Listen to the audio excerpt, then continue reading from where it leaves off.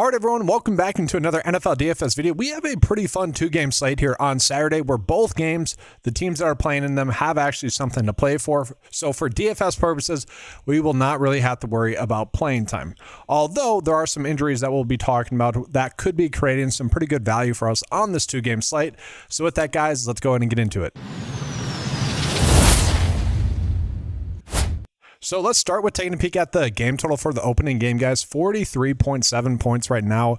It is about a 3-point spread as well in favor of the Bucs, which I did find a little bit interesting there. And then we go ahead and get into the second game. 47.5 total points, but this one is being graded as much more of a toss-up between the sports books. Now, this one is a little bit higher, scoring about 4 more points total in this game. And so I do kind of naturally like a little bit more of the players here. The issue that we have here is a lot of the players that I do like are for the Niners, and the Niners definitely draw a difficult matchup here going against that Seahawks defense. So I do want to go ahead and start with one of the best potential values that we could end up getting here on this slate. It could end up being Cooper Kupp. And I said because Rashid Shaheed is currently questionable, guys, with a concussion. Now, he was able to practice in full. Oh, never mind. Wow. Okay, so as I was recording this video, he is apparently good to go. Okay, so that actually takes away one of the values. That's strange. I was going to say, if he's out, Cooper Kupp then ends up being one of the better values. If he's in, he becomes a pretty interesting value at his price tag as well. So it is worth calling out, guys. Cooper Kupp did play 90% of the snaps after Shaheed left the game. Shaheed has kind of been very hit or miss with the Seahawks, as he, kind of has been for a lot of his career. This is a must-win game. He does draw a decent matchup. Him being back is somewhat interesting. I do think that will help out Sam Darnold a little bit there. But let's go ahead and break down the quarterbacks here. So looking at it, guys, Brock Purdy does draw a difficult matchup here going against the Seahawks. Now, obviously, he's been going off. That matchup might not overall matter. Okay, he was able to put up almost 19 DFS points in the Week 1 matchup against them. He's been pretty darn solid, except for like one really kind of bad game. Other than that, been very good. I agree that he should be the highest priced quarterback on the slate. That being said, I will say Bryce Young at 4.8 is also pretty darn appealing. In the last game against Tampa Bay, guys, he was able to put up about 17.6 DFS points. He's been someone that throughout his career has been much better in the second half of the season. We talk about Toyotathon with Jordan Love. You could also, I think, make that same argument for Bryce Young as well. Now, last week, not a good game against that tough Seahawks defense. Understandably, I do expect him to bounce back. So I'm kind of favoring him a little bit more. That being said, worth noting, Baker Mayfield does have all of his pass weapons back. I mean, Jalen McMillan looks great. Chris Godwin looks great. I mean, he should be able to go off. He's been the problem lately, so I don't know if he's kind of tougher there. And then you also have to worry about Sam Darnold, who's kind of become a choke artist in the biggest spots of his career. And so, before that game against the Seahawks or against the Rams, guys, that end up going to OT, before he kind of got bailed out in that game, let's be honest, wasn't looking too good for him as well. So I don't know. I'm a little bit hesitant to get to him. Now, the nice thing about Sam Darnold is if you are playing him in the quarterback spot, very easy to stack him. One, you could go with Shaheed. JSN is going to be an easy click. He's extreme chalk, and it's kind of just an easy click there. From there, you just go AJ Barner, who also draws a pretty darn good matchup. Didn't do much in the opening game against them. I don't really care about the Week 1 matchup, though, to be honest with you.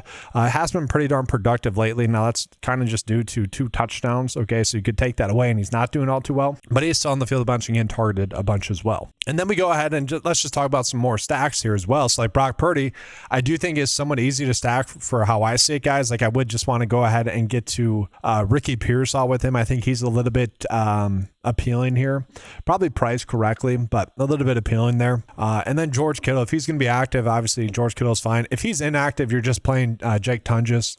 We saw he got the same snaps as George Kittle again, basically the same productivity as George Kittle. So he'd be an easy click if George Kittle was inactive. That being said, it does seem like George Kittle is going to be good to go if they deem him good to go, if they want him to play this game, which I kind of think they would because they're playing for the #1 seed and a bye.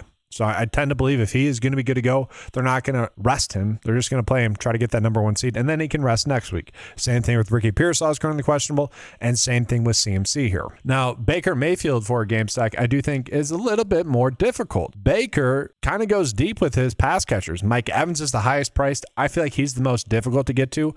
I really do like into Chris Godwin, who, over the last 3 weeks, guys, has really, really looked good on film. I mentioned this, in week 14. It seemed like he had started to turn the corner there. whereas the previous weeks, it felt like he was a little bit hesitant, if you will, finally getting the full allotment of snaps. The only concern that I had with him last week is he saw like under 50 air yards, but ended up with 108 receiving yards. Not necessarily something that I love to see, although I think he's kind of an easy play on this slate as well, chasing those targets and the amount of snaps that he's playing. And also worth calling out Jalen McMillan, guys. So that last week was his third game back. He only had a 55% route share, which I don't like. That was actually the same as Miko Buka, but he just looks so good. Last week he really popped. And so I do kind of like builds with Baker a little bit more because we can get cheap Chris Godwin and Jalen McMillan with him, and that becomes pretty darn appealing to me. And then that being said, with Bryce Young being our lowest priced quarterback, I don't necessarily like some of the stats that we can get to. I really love the price tag of Jalen Coker, who ended up playing his most snaps of the season last year, about 88% route share last week. I love that. Going against the Bucs defense, that is their weakness. I do like that. You could potentially run it back with Tommy Tremble, who's going to get a lot more snaps now with Jatavion Sanders being out on the IR. I just don't necessarily like Tremble as well. And so that's kind of the difficult part about playing Bryce Young there. Now we go ahead and jump on into the running backs, and I will say, a lot of people are paying up for CMC, and I completely get it. Obviously, he's been a stud. It is tough to avoid him. I think we should be playing him, although that Seahawks defense has been great, and if he is going to be somewhat limited, I could see a path where he's not in the winning lineup. Now, the issue is everyone else is just a dart throw, okay? Bucky Irving, you really don't know what to expect from him. Like the passing game usage last week, wasn't able to do that much with it though. Rico Dowdle ended up playing 63% of the snaps. I really like that there for him, but really hasn't been all too productive lately. We need a touchdown. He's a little bit touchdown dependent, although I will say his price is a little bit too cheap. Then we look at like Kenneth Walker and Zach Charbonnet. They're kind of trading weeks right now, although Zach Charbonnet much more likely to score a touchdown, and maybe we just roll with him. I don't mind the idea of setting a rule where we're going to get to one of these two in about 50% of our builds. I really don't mind that. Maybe even more than that, maybe 65%, just trying to get lucky with whichever one scores a touchdown. I don't think we need to play Brian Robinson in builds without CMC. I don't think we need to do that, but maybe. I just don't think it's worthwhile. But this is the issue. We're playing CMC, then we're going to get to one of Bucky, Rico, Kenneth Walker, or Zach Charbonnet. And I can't really tell you who it's going to be. That is purely just a guessing game. And that's where I might just be favoring going with 4 receivers in a build. And I think that ends up being a decent route to go. Now, I will say, guys, I don't mind Mike Evans. Nick Millen's properly priced. I would rather get to Ricky Pearsall over Juwan James. Ricky Pearsall has just looked so good over the last 2 weeks. And assuming he's going to be good to go, it is very difficult to not get to him at this cheap price tag. To me, it's like getting a player that should be, let's face it, he should be priced above McMillan, I would say. And I guess maybe not on this slate with Chris Godwin being 5.3. I mean, it's priced poorly. Right. Let's just put it that way. It's priced easily, I should say. Again, we still have Shaheed. I think he's fine. But after that, I don't think we necessarily need to get too low. It's a very condensed slate in that regard for receivers.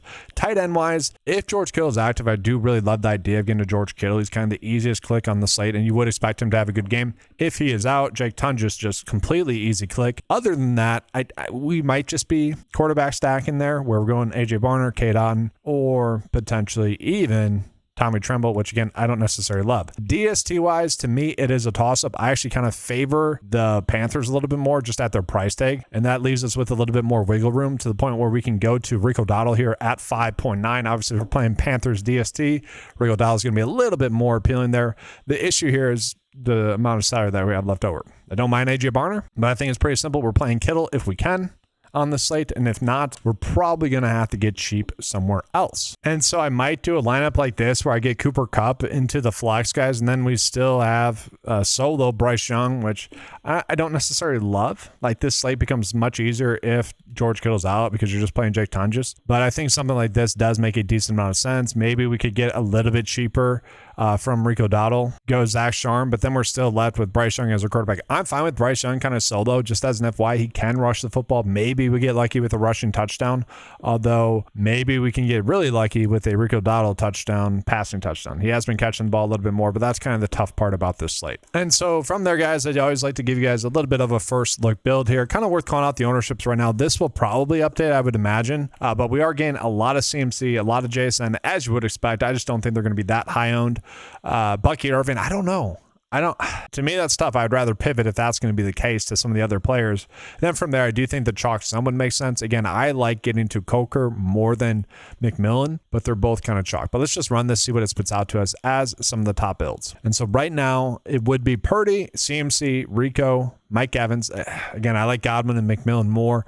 McMillan, Coker, Kittle, Barner. Let's actually take out the center flex or the tight end flex, and we'll see what it spits out to us instead there. Purdy, Walker, Chuba, and I could see it. Obviously, I don't hate the idea of punting to Chuba. JSN, McMillan, Demarcus Robinson, don't do that. So it is kind of interesting. I was trying to force in some plays here. I like my lineup much more than some of these ones. So it'll be interesting to see how the data updates throughout the week and the next couple of days here to see if we get more filled out, I would say, lineups, safer lineups. Again, I like Pearsall. This might be a slate where we have to update some of the projections by hand, which I'd be okay with. I think that's actually where we get a pretty decent edge just in general this week is the last week. Maybe not so much for these 4 teams, but in the last week of the season, typically Vegas is not able to provide proper lines for players because they're just not used to their playing time. And that's really the biggest edge for us preseason wise as well. So kind of interesting there. But that's going to do it for this video, guys. Be on the lookout for all the other coverage that we're going to have. Probably have a Saturday Night Showdown video.